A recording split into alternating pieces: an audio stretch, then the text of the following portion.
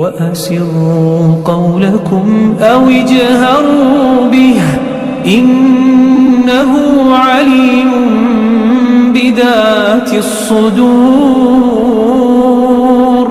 السلام عليكم ورحمة الله. الحمد لله رب العالمين والصلاة والسلام على من لا نبي بعده نصلي ونسلم على أشرف الأنبياء والمرسلين أما بعد رب اشرح لي صدري ويسر لي أمري واحلل عقدة من لساني يفقه قولي.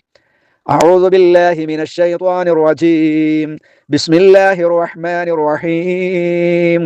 يا أيها الذين آمنوا إذا جاءكم المؤمنات مهاجرات فامتحنوهن الله أعلم بإيمانهن فإن علمتموهن مؤمنات فلا ترجعوهن إلى الكفار لا هن حل لهم ولا هم يحلون لهن وآتوهم ما أنفقوا ولا جناح عليكم أن تنكحوهن إذا آتيتموهن أجورهن فلا تمسكوا بعصم الكوافر واسألوا ما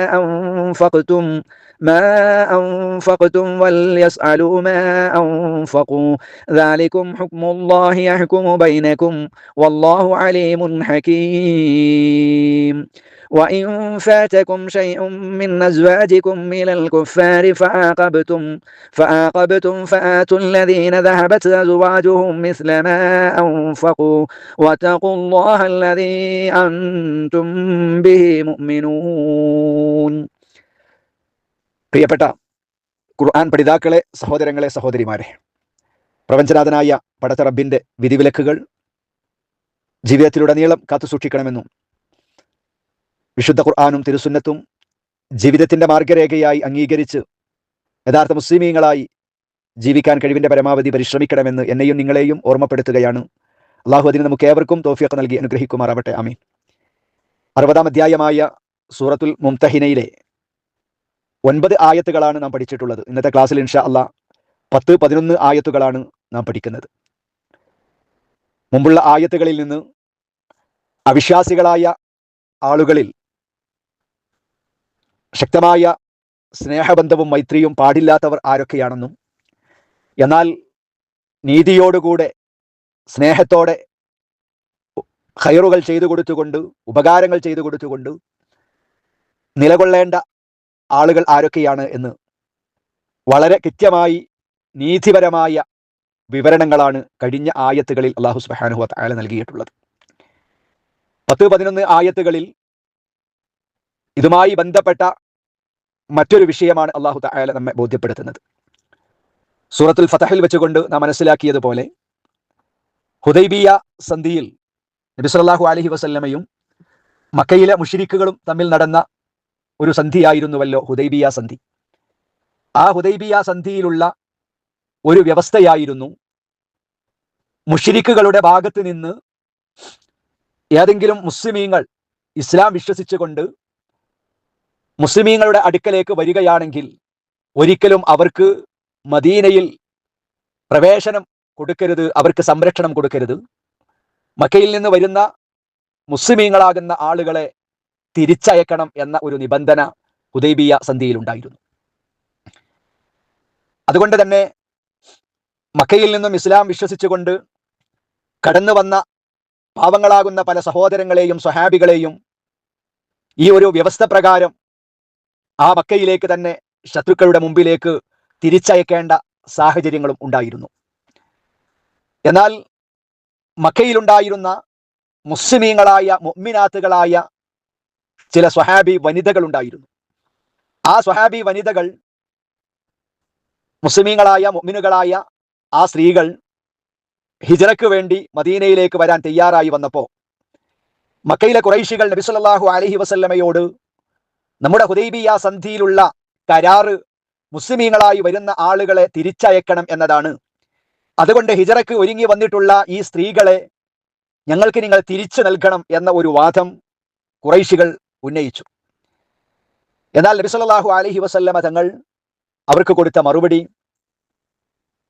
തിരിച്ചയക്കണം എന്ന് പറഞ്ഞവരിൽ സ്ത്രീകളെ കുറിച്ചുള്ള ഒരു പരാമർശവും ഇല്ല, സ്ത്രീകളുടെ കാര്യത്തിലുള്ള ഒരു വ്യവസ്ഥ ഉണ്ടായിട്ടില്ല. അതുകൊണ്ട് ഒരിക്കലും ആ സ്ത്രീകളെ തിരിച്ചയക്കുന്ന പ്രശ്നമില്ല എന്ന് നബി സല്ലല്ലാഹു അലൈഹി വസല്ലമ മക്കയിലെ മുശ്രിക്കുകൾക്ക് മറുപടി കൊടുക്കുകയും ചെയ്തു. അതുമായി ബന്ധപ്പെട്ടുകൊണ്ടാണ് ഈ 10-11 ആയത്തുകൾ അവതരിച്ചിട്ടുള്ളത് എന്ന് മുഫസ്സിറുകൾ വളരെ കൃത്യമായി രേഖപ്പെടുത്തുന്നതായി നമുക്ക് കാണാവുന്നതാണ്. ഏതായിരുന്നാലും എന്താണ് ആ ആയത്തിലുള്ളത്, അതിന്റെ അർത്ഥവും അതിന്റെ സാരവും നമുക്കൊന്ന് പരിശോധിക്കാം. يا أيها الذين آمنوا إذا جاءكم المؤمنات مهاجرات فامتحنوهن الله أعلم بإيمانهن يا أيها الذين آمنوا വിശ്വസിച്ചവരെ എന്ന് പറഞ്ഞാൽ നബി സല്ലല്ലാഹു അലൈഹി വസല്ലമയോടും മദീനയിലാണ് ഈ സമയത്ത് സ്വഹാബത്തുള്ളത്. അവരൊക്കെ അങ്ങോട്ട് ഹിജറ പോയിട്ടുണ്ട്. അവരെ വിളിച്ചുകൊണ്ട് പ്രത്യേകമായി അല്ലാഹു തആല പറയുകയാണ്, യാ അയ്യുഹല്ലദീന ആമനൂ, ഓ സത്യവിശ്വാസികളെ, ഇദാ ജാഅകും, നിങ്ങളുടെ അരികിലേക്ക് വന്നാൽ, ആര് വന്നാൽ? അൽ മുഅ്മിനാതു, സത്യവിശ്വാസിനികളായ സ്ത്രീകൾ വന്നാൽ. എങ്ങനെ വന്നാൽ? മുഹാജിറാത്തിൻ, ഹിജറ നാടുവിട്ട് അഭയാർത്ഥികളായി ഹിജറയായി സത്യവിശ്വാസിനികളായ സ്ത്രീകൾ നിങ്ങളുടെ അരികിലേക്ക് വന്നാൽ നിങ്ങൾ എന്താ ചെയ്യേണ്ടത്?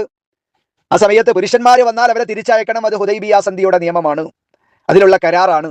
എന്നാൽ ഈ വരുന്നത്, ഹിജറ ചെയ്ത് വരുന്നത് മുഅ്മിനാത്തുകളാകുന്ന സ്ത്രീകളാണെങ്കിൽ അവരുടെ കാര്യത്തിൽ എന്ത് നിലപാടാണ് സ്വീകരിക്കേണ്ടത്? അല്ലാഹു തആല പറഞ്ഞു, ഫംതഹിനൂഹുന്ന, നിങ്ങൾ അവരെ പരീക്ഷിച്ചു നോക്കുക. ഒന്നാമതായി വേണ്ടത് ഫംതഹിനൂഹുന്ന, നിങ്ങൾ അവരെ എന്ത് ചെയ്യണം? നിങ്ങൾ പരീക്ഷിച്ചു നോക്കണം എന്ന് പറഞ്ഞാൽ പിന്നെ വകാന ഇംതിഹാനുഹുന്ന അൻ യശ്ഹദന അല്ലാ ഇലാഹ ഇല്ലല്ലാഹ് വഅന്ന മുഹമ്മദുർ റസൂലുള്ളാഹ്. നിങ്ങൾ അവരെ ആ വരുന്ന സ്ത്രീകളെ പരിശോധിക്കേണ്ടത് അവര് ലാ ഇലാഹ ഇല്ലല്ലാഹ് എന്ന ഷഹാദ, മുഹമ്മദുർ റസൂലുള്ളാഹ് എന്ന ഷഹാദ അംഗീകരിച്ചവരാണോ എന്ന് പരിശോധിക്കണം. എന്ന് പറഞ്ഞാൽ ഫസ്അലൂഹുന്ന, അവരോട് കൃത്യമായി ചോദിച്ചറിയണം. ആ ഹിജറ വരുന്ന, ഞങ്ങൾ മദീനയിലേക്ക് വരികയാണ് എന്ന് പറയുന്ന ആ സ്ത്രീകളോട് നിങ്ങൾ ചോദിച്ചറിയണം. അമ്മാ ജാഅ ബിഹിന്ന, അവർ വരാനുള്ള കാരണത്തെ കുറിച്ച്. അവരുടെ ഭർത്താക്കന്മാരോടുള്ള വല്ല ദേഷ്യമോ അല്ല ഭർത്താക്കന്മാരുടെ അവരുമായിട്ടുള്ള വല്ല പിണക്കമാണോ അവരെ ഹിജ്റക്ക് പ്രേരിപ്പിച്ചിട്ടുള്ളത്? അതല്ല വിശ്വാസികളായി എന്ന അള്ളാഹുവിന്റെ പ്രീതി മാത്രം ഉദ്ദേശിച്ചുകൊണ്ട് വിശ്വാസികളാകിയിട്ടാണോ അവർ വന്നത് എന്ന ഒരു പരിശോധന വളരെ കൃത്യമായി നിങ്ങൾ നടത്തണം എന്നതാണ് അല്ലാഹു സുബ്ഹാനഹു വ തആല ഒന്നാമതായി വിശ്വാസികളോട് ഉണർത്തുന്നത്. ഫംതഹിനൂഹുന്ന, അവരെ നിങ്ങൾ പരീക്ഷിച്ചു നോക്കണം. അവർ വിശ്വാസികളാണോ, അതല്ല എന്തെങ്കിലും പ്രശ്നങ്ങൾ ഉണ്ടായിട്ട് ഭർത്താക്കന്മാരോടുള്ള ദേഷ്യം മുഖേന രക്ഷപ്പെടാനുള്ള ഒരു മാർഗം അവർ അവലംബിക്കുകയാണോ എന്ന് പരിശോധിക്കണം.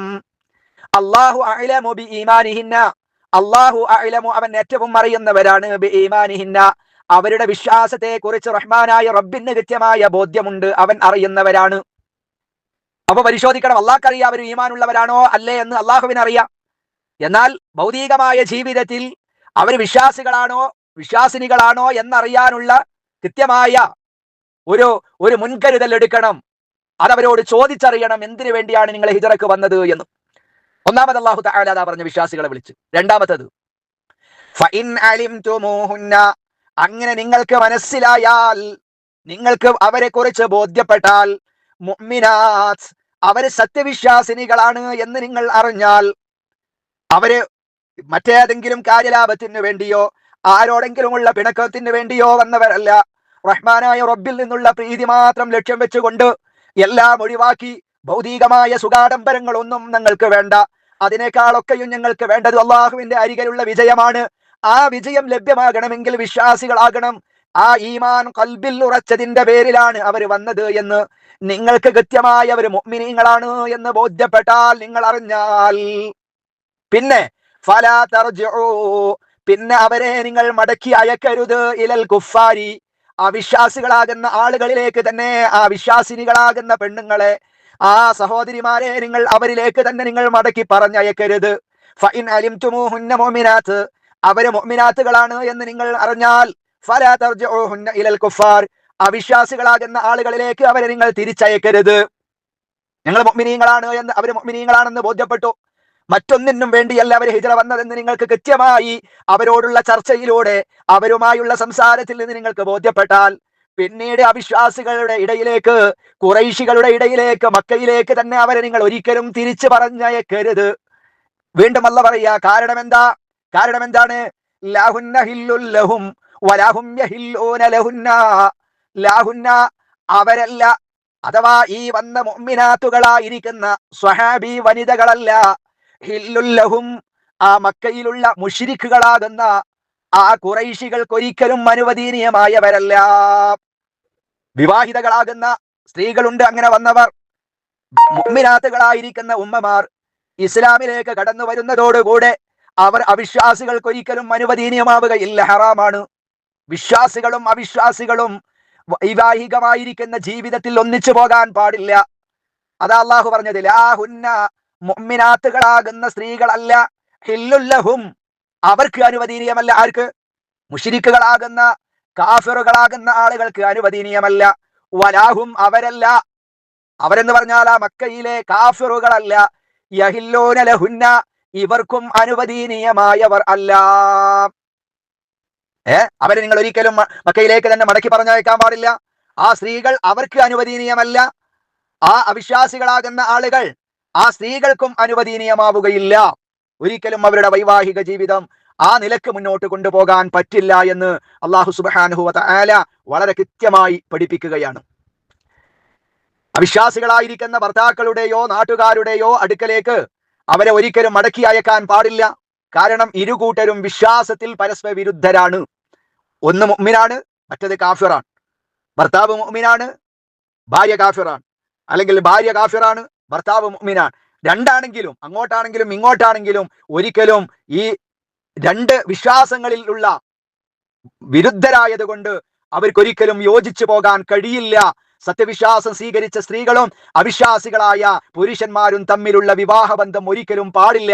അതിനാൽ നിങ്ങൾ അവരെ ഒരിക്കലും തിരിച്ച് അയക്കരുത് എന്ന് അല്ലാഹു സുബ്ഹാനഹു വ തആല പറഞ്ഞു. എന്നാൽ ഈ ഇങ്ങനെ വരുന്ന സ്ത്രീകളെ എന്താണ് ചെയ്യേണ്ടത്? തുടർന്ന് അല്ലാഹു പറയുന്നു,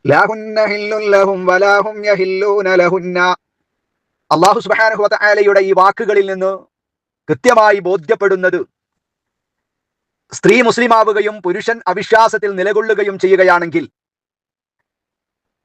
ഭാര്യ ഇസ്ലാമിലേക്ക് വന്നു, പക്ഷെ ഭർത്താവ് ഇസ്ലാമിലേക്ക് വന്നില്ല, എന്നാൽ ഒരിക്കലും അവരുടെ വിവാഹബന്ധം നിലനിൽക്കുകയില്ല. അവരുടെ നിക്കാഹ് ദുർബലമായി പോകും. അതേപോലെ തന്നെയാണ് പുരുഷൻ ഇസ്ലാമിലേക്ക് വന്നു, പക്ഷെ ഭാര്യ വരാൻ തയ്യാറായില്ല, എന്നാലും അവരുടെ വിവാഹബന്ധം വേർപ്പെടും. ഒരിക്കലും അവരുടെ വിവാഹബന്ധം തുടർന്നു പോകാൻ പറ്റില്ല എന്നാണ് അല്ലാഹു സുബ്ഹാനഹു വ തആല ഈ ആയത്തിലൂടെ പറയുന്നത്. തുടർന്ന് പറയുന്ന, അപ്പൊ അവരെ തിരിച്ചയക്കാൻ പാടില്ല. പിന്നെ അവരെന്താ ചെയ്യേണ്ടത്? തുടർന്ന് അല്ലാഹു പറയുന്നു, എന്താണ്? വആതൂഹും മാ അൻഫഖൂ, വആതൂഹും അവർക്ക് നിങ്ങൾ കൊടുക്കണം, മാ അൻഫഖൂ അവർ ചിലവഴിച്ചത് അവർക്ക് നിങ്ങൾ കൊടുക്കണം. അവർ ചിലവഴിച്ചത് അവർക്ക് നിങ്ങൾ കൊടുക്കണം. ആർക്ക്? മുശ്രിക്കുകളാകുന്ന അവിശ്വാസികളാകുന്ന ആളുകളുടെ ഭാര്യമാരാണ് ഈ വരുന്നത്. അപ്പോൾ അവരെന്ത് ചെയ്തിട്ടുണ്ടാകും? വിവാഹമൂല്യം കൊടുത്തിട്ടുണ്ടാകും, മഹർ കൊടുത്തിട്ടുണ്ടാകും. അപ്പോൾ അവരെന്താണോ ആ ഇസ്ലാമിലേക്ക് വരുന്നതിന്റെ മുമ്പ് ഈ ഭാര്യക്ക് വേണ്ടി, ഈ സ്ത്രീക്ക് വേണ്ടി ചിലവഴിച്ചത്, ആ ചിലവഴിച്ച മഹർ എന്ത് ചെയ്യണം? വിവാഹമൂല്യം എന്ത് ചെയ്യണം? ഇസ്ലാമിലേക്ക് വന്നതിന്റെ ശേഷം കൊടുക്കണം എന്നാണ് അല്ലാഹു തആല പറയുന്നത്. കൃത്യമായ നീതിയുടെ മുറ സ്വീകരിക്കുകയാണ് അല്ലാഹു തആല, ഏകപക്ഷീയമായിട്ടല്ല. ആ കാഫിറുകളാകുന്ന ആളുകൾക്ക് അവരുടെ വിവാഹമൂല്യം തിരിച്ചു കൊടുക്കണം. അത് ഒന്നുകിൽ പിന്നീട് വിവാഹം ചെയ്യുന്ന ഭർത്താവോ അല്ലെങ്കിൽ പൊതു ഖജനാവുകളിൽ നിന്നോ ആ അവിശ്വാസിയുടെ വിവാഹമൂല്യം തിരിച്ചു കൊടുക്കുക തന്നെ ചെയ്യണം. വആതൂഹും മാ അൻഫഖൂ ആ അവിശ്വാസികൾ ചിലവഴിച്ചത് അവൾക്ക് കൊടുത്തത് നിങ്ങൾ അവർക്ക് കൊടുക്കുകയും വേണം. വലാ ജുനാഹ അലൈക്കും അൻ തൻകിഹൂഹുന്ന ഇദാ ആതൈതുമൂഹുന്ന ഉജൂറഹുന്ന. വലാ ജുനാഹ അലൈക്കും നിങ്ങൾക്ക് കുറ്റമില്ല. അപ്പോൾ അവർ വന്നു, അവരുടെ വിവാഹമൂല്യം അവിശ്വാസികൾ കൊടുത്തത് ആദ്യ ഭർത്താവിന് ആ വിവാഹമൂല്യം തിരിച്ചു കൊടുക്കണം. എന്നിട്ടോ വലാ ജുനാഹ അലൈക്കും നിങ്ങൾക്ക് കുറ്റമില്ല, നിങ്ങൾക്ക് തെറ്റില്ല, അൻ തൻകിഹൂഹുന്ന അവരെ വിവാഹം ചെയ്യൽ, അവരെ നിങ്ങൾക്ക് വിവാഹം ചെയ്യുന്നതിന് വിരോധമില്ല.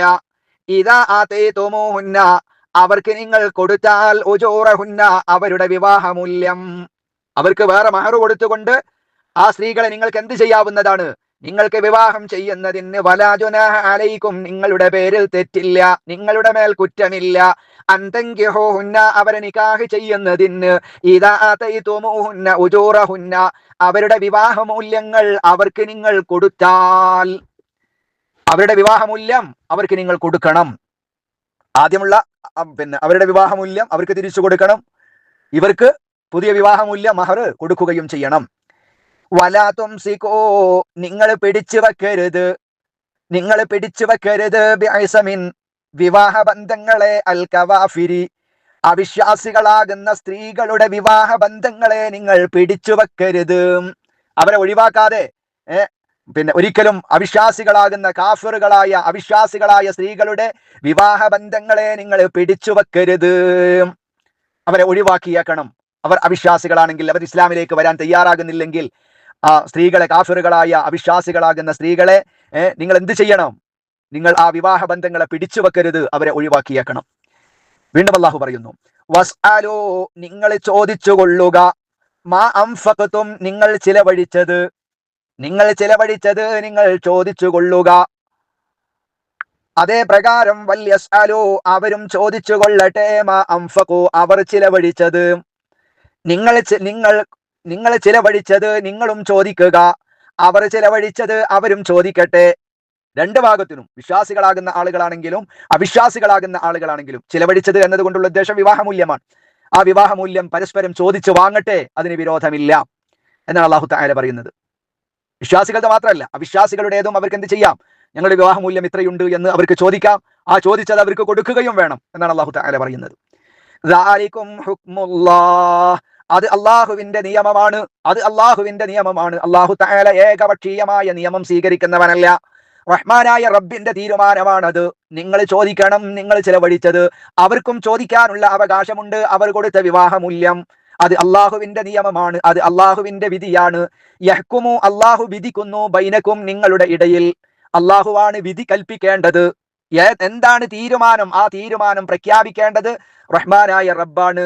വല്ലാഹു അലീമുൻ അള്ളാഹു എല്ലാം അറിയുന്നവനാണ്. ഹക്കീമുൻ അവൻ അഗാധജ്ഞനുമാകുന്നു. അല്ലാഹു സുബ്ഹാനഹു വ തആല ഇവിടെ പറയുന്നത്, നിങ്ങൾ ആ സ്ത്രീകളുടെ മഹറുകൾ കൊടുത്താൽ നിങ്ങൾക്ക് അവരെ എന്ത് ചെയ്യാം? വിവാഹം ചെയ്യുന്നതിന് നിങ്ങളുടെ മേൽ തെറ്റില്ല. പക്ഷേ വിവാഹമൂല്യം, മഹർ കൊടുക്കണം, അങ്ങോട്ട് കൊടുക്കുകയാണ് വേണ്ടത്. അവിശ്വാസികളുടെ വിവാഹ ബന്ധങ്ങളെ നിങ്ങൾ വെച്ചുകൊണ്ടിരിക്കുകയും ചെയ്യാൻ പാടില്ല.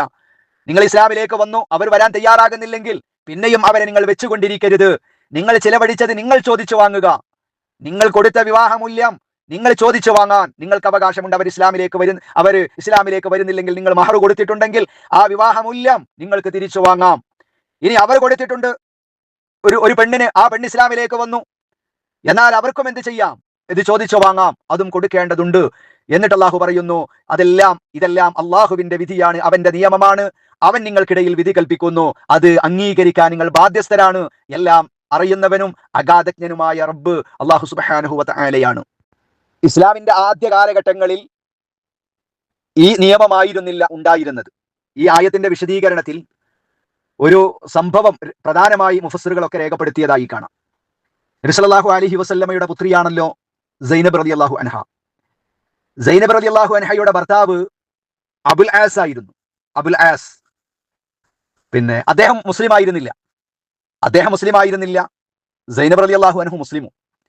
അതുകൊണ്ട് തന്നെ നബി സല്ലല്ലാഹു അലൈഹി വസല്ലമയും സ്വഹാബികളൊക്കെ മദീനയിലേക്ക് ഹിജറ പോയപ്പോഴും പുത്രി സൈനബ ബീബി റളിയല്ലാഹു അൻഹ മദീനയിലേക്ക് അവരോടൊപ്പം പോയിരുന്നില്ല.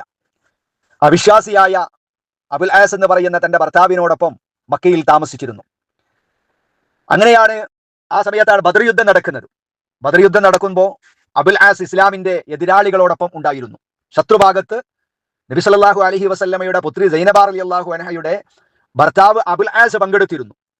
ആ അബുൽ ആസിനെ മുസ്ലിമീങ്ങൾ ബന്ധസ്ഥനാക്കി പിടിച്ചു വെച്ചു. അങ്ങനെ എന്ത് ചെയ്യണം? എല്ലാവർക്കും മോചന ദ്രവ്യം കൊടുക്കണം, മോചന മൂല്യം കൊടുക്കണം, എന്നാലേ വിട്ടയക്കുകയുള്ളൂ. അത് ഒരു നിയമമാണ്, യുദ്ധ നിയമമാണ്. അങ്ങനെ വിവരം മക്കയിൽ അറിയിച്ചു. ഭാര്യ നബി സല്ലല്ലാഹു അലൈഹി വസല്ലമയുടെ മകൾ സൈനബ ബീവി എന്ത് ചെയ്തു? അവരുടെ ഒരു ആഭരണം പിന്നെ ബദറിലേക്ക് കൊടുത്തയച്ചു, മദീനയിലേക്ക് കൊടുത്തയച്ചു. ഒരു ആഭരണം, പിന്നെ അബുൽ ആസിന്റെ ഭർത്താവിനെ രക്ഷിക്കാനുള്ള ആഭരണം സൈനബ ബീവി കൊടുത്തയക്കുന്നു. ഈ ആഭരണം സൈനബ ബീവിക്ക് കൊടുത്തത് നബി സല്ലല്ലാഹു അലൈഹി വസല്ലമയുടെ ഏറ്റവും പ്രിയപ്പെട്ട പത്നി നമ്മുടെ ഉമ്മയുമായ ഖദീജ ബീവി റളിയല്ലാഹു അൻഹയിൽ നിന്ന് ലഭിച്ചതാണ്. ഖദീജ ബീവി കൊടുത്തതാണ് സൈനബ ബീവിക്ക് ഈ ആഭരണം. ഈ ആഭരണം മോചന മൂല്യമായി സൈനബ ബീവി കൊടുത്തയക്കുന്നു. ആ ആഭരണം നബി സല്ലല്ലാഹു അലൈഹി വസല്ലമ തങ്ങൾ കാണുന്നു. കാണുമ്പോൾ നബി സല്ലല്ലാഹു അലൈഹി വസല്ലമയുടെ മനസ്സിൽ വല്ലാത്ത ഒരു നൊമ്പരം, ഖദീജ ബീവിയെ കുറിച്ച്, മകളെ കുറിച്ച് വല്ലാത്ത ഒരു അലിവ് അള്ളാഹുവിന്റെ റസൂലിന്റെ ഹൃദയങ്ങളിൽ ഉണ്ടായി എന്നും, ആ സമയത്ത് നബി സല്ലല്ലാഹു അലൈഹി വസല്ലമയുടെ ആ മാനസികാവസ്ഥ മനസ്സിലാക്കിയ സ്വഹാബികൾ സൈനബ ബീവി റളിയല്ലാഹു അൻഹയെ നിങ്ങൾ മദീനയിലേക്ക് അയച്ചു കൊടുക്കും എന്ന് ഉറപ്പ് തരികയാണെങ്കിൽ നിങ്ങളെ ഞങ്ങൾ വിട്ടയക്കാമെന്ന് അബുൽ ആസിനോട് പറയുന്നു. അങ്ങനെ അബുൽ ആസിനെ നബി സല്ലല്ലാഹു അലൈഹി വസല്ലമയും സ്വഹാബികളും മോചിതനാക്കുന്നു. അങ്ങനെ സൈനബ ബീവി റളിയല്ലാഹു അൻഹയെ മദീനയിലേക്ക് പറഞ്ഞയക്കുന്നു. പിന്നീട് കുറെ വർഷങ്ങൾക്ക് ശേഷം ഈ അബുൽ ആസ്, സൈനബ ബീവി റളിയല്ലാഹു അൻഹയുടെ ഭർത്താവായ അബുൽ ആസ് റളിയല്ലാഹു അൻഹു ഇസ്ലാം മതം സ്വീകരിച്ചതും അവരുടെ ആ പഴയ വിവാഹബന്ധം തുടർന്നതുമെല്ലാം ആ ചരിത്ര സംഭവം ഈ ആയത്തിന്റെ വിശദീകരണത്തിൽ മഹാന്മാരാകുന്ന മുഫസ്സിറുകൾ രേഖപ്പെടുത്തിയതായി കാണാവുന്നതാണ്. പറഞ്ഞു വന്നത്, ആദ്യ കാലഘട്ടത്തിൽ ഇങ്ങനെയായിരുന്നു.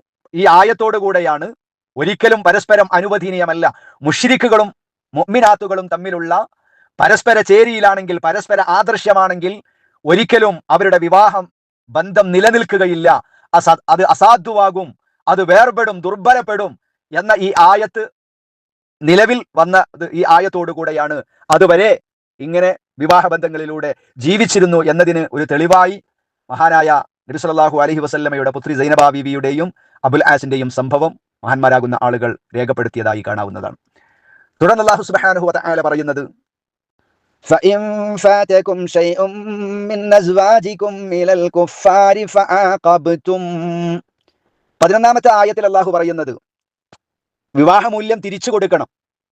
അവർ അപ്പുറത്താണെങ്കിലും ഇപ്പുറത്താണെങ്കിലും എവിടെയാണെങ്കിലും അത് തിരിച്ചു ചോദിക്കാനും അത് കൊടുക്കുകയും ചെയ്യേണ്ടതുണ്ട്. എന്നാൽ ഭർത്താവ് മുസ്ലിമായി ഭാര്യ അവിശ്വാസത്തിൽ തന്നെ ഉറച്ചു നിൽക്കുകയുമാണ്. അവരിൽ നിന്ന് ഇവര് കൊടുത്ത മഹർ തിരിച്ചു കിട്ടാനുള്ള ഒരു മാർഗവും ഇല്ല. അത് തിരിച്ചു കിട്ടാനുള്ള ഒരു മാർഗവും ഇല്ല. എന്നാൽ അതിനെന്താണ് പരിഹാരം? ഭാര്യ നഷ്ടപ്പെട്ടു, കൊടുത്ത മഹറും നഷ്ടപ്പെടുന്ന സാഹചര്യം ഉണ്ടാകരുത്. അതിന് പരിഹാരമുണ്ട്. ആ പരിഹാരമാണ് അല്ലാഹു സുബ്ഹാനഹു വ തആല 11ാമത്തെ ആയത്തിൽ നിർദ്ദേശിക്കുന്നത്. ഏത് പരിഹാരം? ഭാര്യ അമുസ്ലിമായി കുഫാറായ കാരണത്താൽ അവർ ആ സമയത്ത് കൊടുത്തിരുന്ന മഹർ തിരിച്ചു കിട്ടാൻ ഒരു മാർഗം ഇല്ലാതെ വരുമ്പോ അവിടെ സ്വീകരിക്കേണ്ട നയമാണ് അല്ലാഹു തആല 11ാമത്തെ ആയത്തിൽ പറയുന്നത്.